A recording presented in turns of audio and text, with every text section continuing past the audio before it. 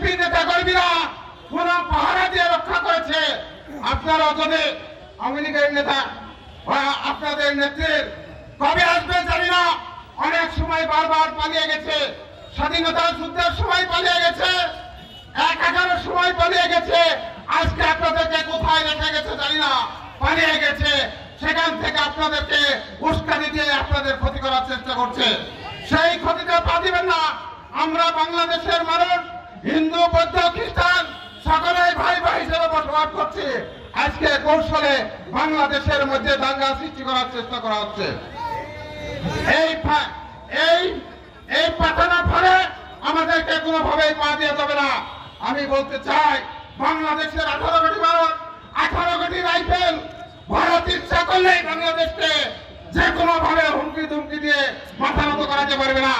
এটাই স্বাধীন করেছে শহীদ রাষ্ট্রপতি জিয়াউর রহমান, এটাই রক্ষা করেছে বেগম খালেদা জিয়া, এটাই রক্ষা করবে তারেক রহমান।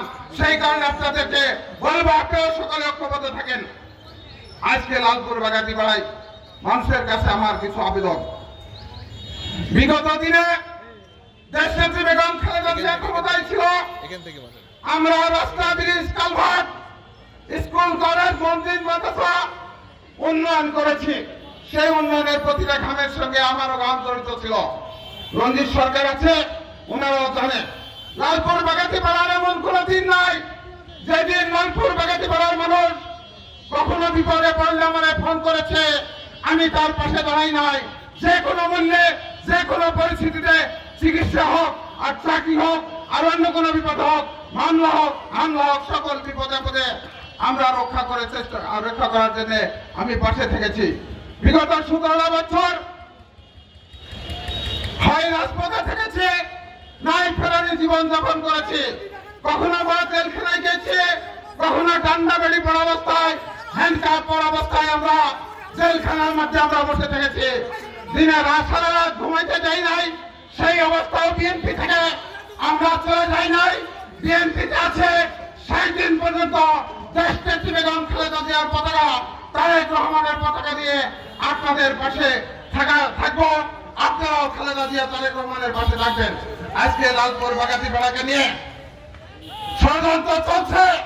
লালপুর বাগাতিপাড়ার মানুষকে বৈরাগী নাই, বিভিন্ন জায়গায় ধর্ণা ধরানোর ষড়যন্ত্র চলছে।